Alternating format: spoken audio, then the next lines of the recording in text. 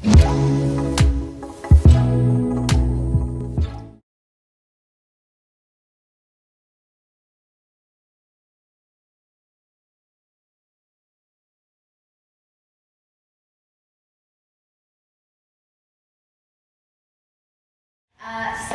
what I see as the biggest opportunity is the fact that in Canada, the clean energy economy is really already here.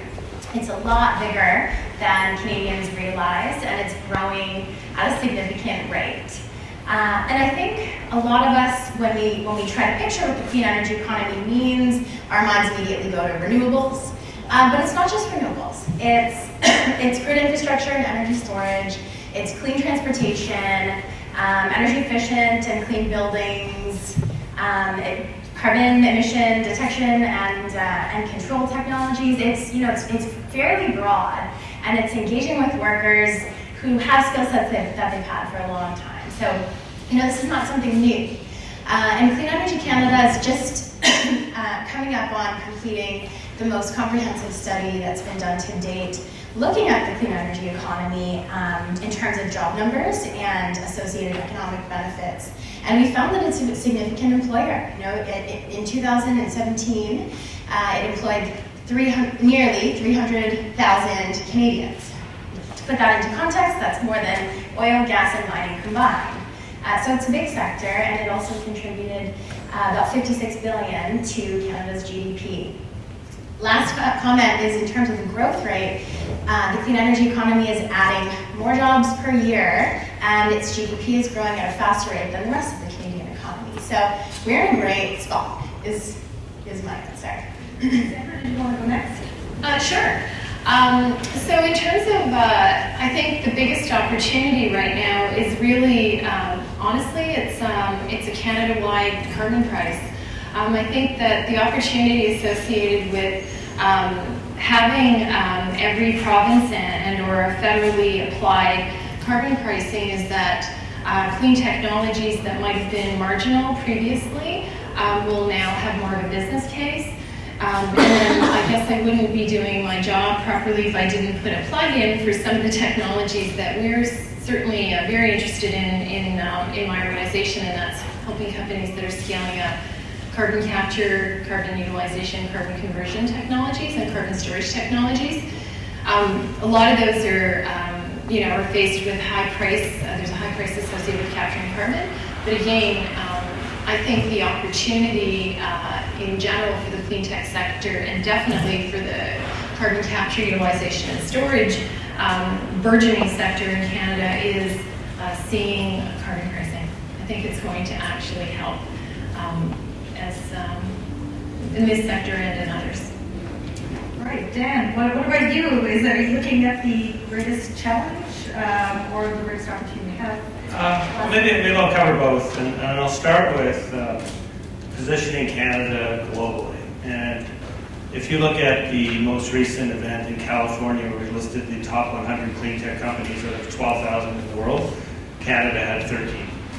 So last year we had 13. So we had 13 out of 100 in an economy that is way, way smaller than most other countries. So I think we're punching above our weight class in many ways.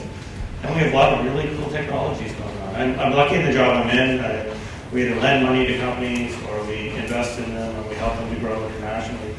And the successes we're seeing range from very small companies, one in Montreal called Pyrowave. They've invented a technology that takes waste plastic, put in I'll call it a microwave for lack of a better technology term, and it comes back out to the root chemicals, and then you can reprocess that. So you get full recycling of the product. We've got meatless burgers going on because, of course, carbon from cattle and the amount of water and field use is there.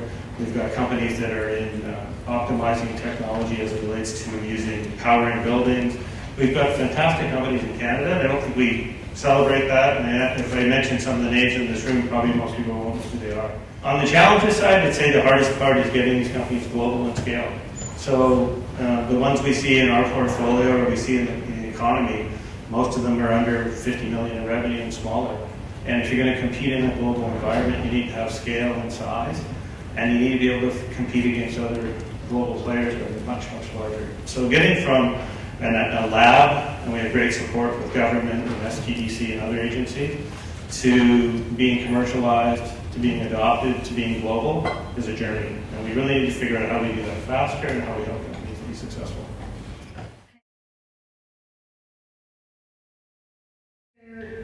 There really are some fascinating things going on with carbon capture and conversion. Who knows what I'm talking about? Who's heard of carbon capture and conversion? Okay, so like at least half, 3/4 of the room. So if you know, if you're familiar with carbon capture and conversion, some of the stuff that's really interesting going on. So the idea is, first you have to capture the CO2, which really means just purifying flue gas. So stuff comes out of a smokestack, and you need to concentrate it because there's a whole bunch of gunk in there that isn't CO2. And if you want to do make any kind of product or use the CO2 for interesting higher value products, which is where I think there is a big opportunity, usually you need to purify the CO2 first. And so the technologies that I think are really interesting, and some of the things that are going on that are super interesting, are finding lower cost ways to do that concentration of the CO2.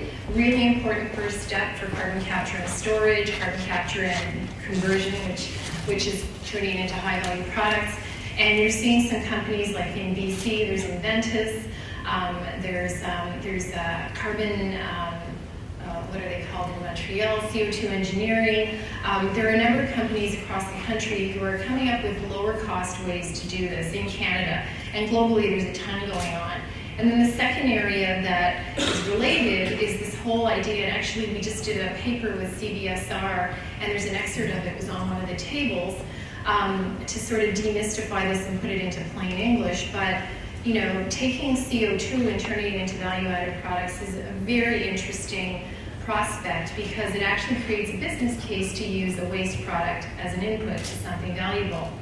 It's not going to solve our GHG problem, because there just isn't enough materials in the world to absorb all the CO2 that we emit. We're going to still have to reduce our emissions.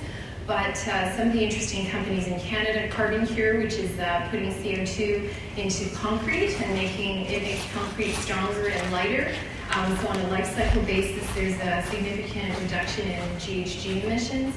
There's pond technologies, which are using CO2 to grow algae in bioreactors, and they're using the algae to make biofuels.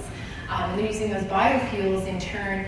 They're looking at making them into plastics, making them into nutritional supplements, all sorts of really cool stuff. So they're doing something in Sault Ste. Marie, I think, on a larger scale pilot. And maybe I'll name one other one that's got a lot of press, which is CO2 carbon engineering. So they have they're doing direct air capture, so just, a big bank of massive fans, it looks like, but I know they're fancier than that. And they are basically taking CO2 out of the air. So you can imagine that at 400 parts per million, you got to move a lot of air through there to get a substantial amount of CO2, but they've gotten a ton of investment, including breakthrough ventures. Bill Gates has put money into them. They've had federal investment money, private investment money, and they're really trying to figure out how to capture CO2 out of the air at enough rate and enough magnitude to make a difference. And then that captured CO2 in turn is used to make biofuels and other products as well. So those are some really cool Canadian companies that are doing work in this space, and I think we definitely are punching above our weight in that sector.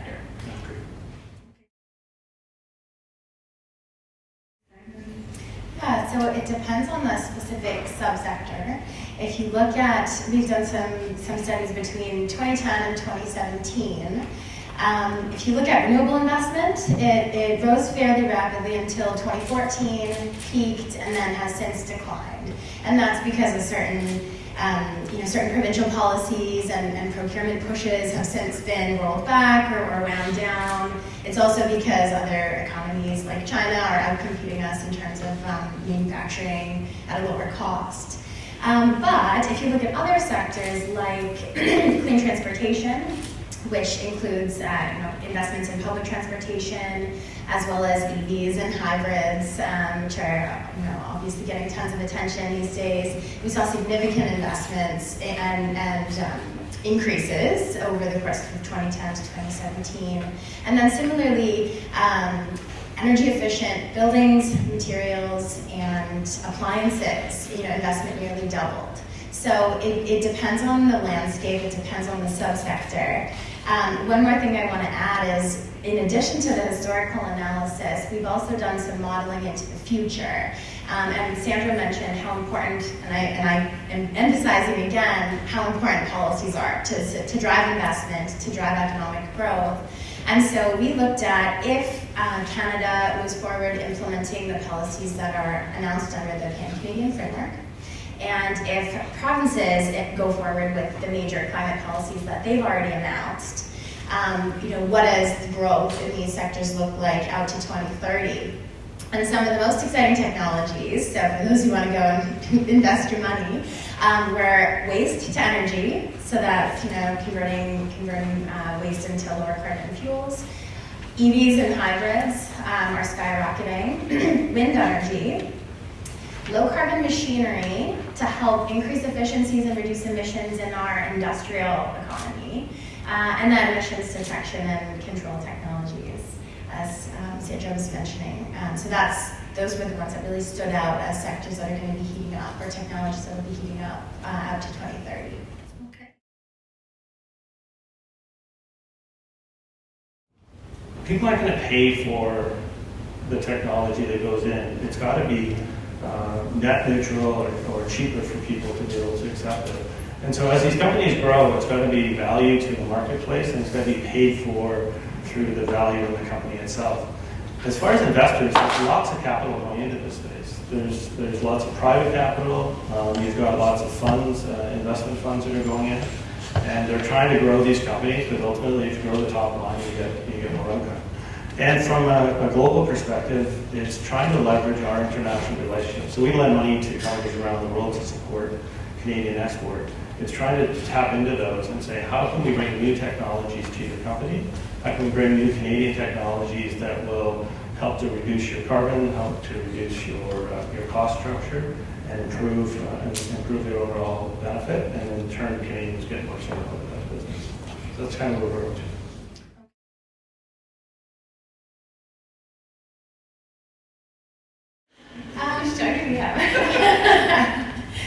I can start. So in 2017, we were moving pretty effectively as a unit, right? Provincially and federally, almost all of the provinces had signed on to the Pan-Canadian framework.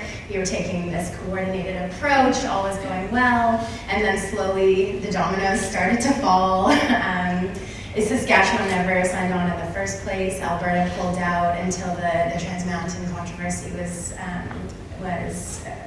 resolved. It's still ongoing, obviously. Ontario got a new leader and pulled out as well. Now it's caught up in the courts. So that approach we need to go to Plan B, and I think the answer is to leverage provincial strengths.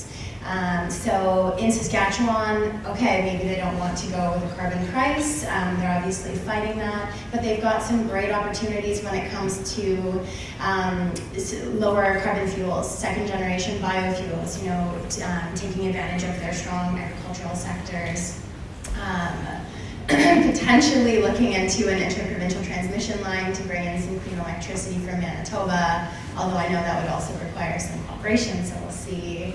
And Ontario has a lot of opportunities as well. We've got a great manufacturing sector, and there's huge opportunities for electric vehicle manufacturing, or even just lighter duty vehicle manufacturing. And some Ontario manufacturers are going in that direction. Linamar is a great example of a large manufacturing company that is already making lighter duty vehicle components, some electric components, and hybrid components. They're seeing that as the future. And so again, leveraging provincial strengths and making sure everybody is sort of coming along for the ride instead of getting left behind. Okay. I volunteered. So I guess your question is, so what do we do in light of the fact that we sort of can't seem to all agree across the country? Yes, it's also a split of jurisdictional responsibility. Yeah. It's not strictly federal. Right.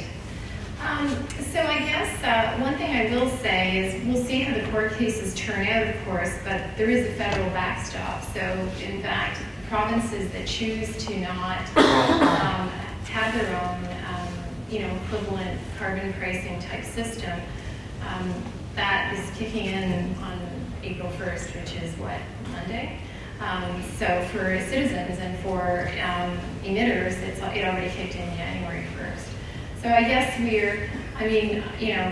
somebody will be really upset that I said this, but in some ways, honestly, having just the same thing across the country federally is kind of awesome.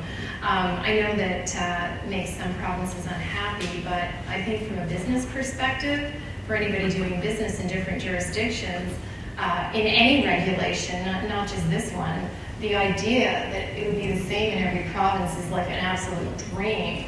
It never happens, but the fact that it might happen on this file is kind of interesting. But I would also say, to Joanna's point, every province has its own unique strengths and its economic realities and how much population it has and so on. So there are opportunities to bring in their own policies. And I guess I always look at there's always three kinds of tools you can use. I think if you take carbon pricing off the table, I do karate and we do these matches where when somebody gets a point, you have to eliminate a hand, a foot, or a foot until you're kind of like that Monty Python guy where you actually, right, where you can't do it. So I feel like, if you want to fight a fight and you have one hand tied behind your back, then you say we're not doing carbon pricing, but you still have 2 feet in one hand, and those other tools, actually there's only 2 that I can think of, so maybe, I don't know, it doesn't quite work, but you have incentives that you can use, but if you're not using pricing, you got to up the incentives, and the other tool is just regulation. I mean, we regulate other pollutants, and we say you can only emit this much, and if you emit more, you're going to be slapped with a fine or shut down or whatever. So there's pricing, there's regulation, and there's incentives. So certainly there are some creative ways to address the problem that make more sense in certain jurisdictions, but I actually believe that by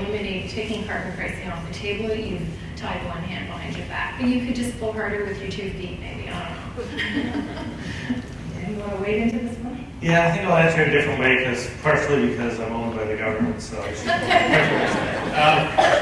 So I guess when I talk to CEOs of clean tech companies around the country, the one thing I hear consistently from them is Canada's governments, provincial, national, are the largest procurers in the country. But there's no mandate for them to purchase clean technologies or clean energy. So a company like Corvus that makes marine batteries up in Vancouver, great Canadian company, replaces a diesel engine and tugs have dirty diesel in them. And yet getting conversion of all the tugs to be battery. It could be legislated, it could be mandated, it could be procurements only for those. So I think there's ways to do it in a way that would both prop up technologies in Canada that I get into is it competitive and all the other parts of that. But forcing procurement to take a percentage of it and make it green, I think it'd be a really cool way to show leadership in that space, but also to help Canadian companies grow and be successful and attract more investment, because as those companies become successful, others will. So that would be what I hear first and foremost from CEOs around the country when I talk to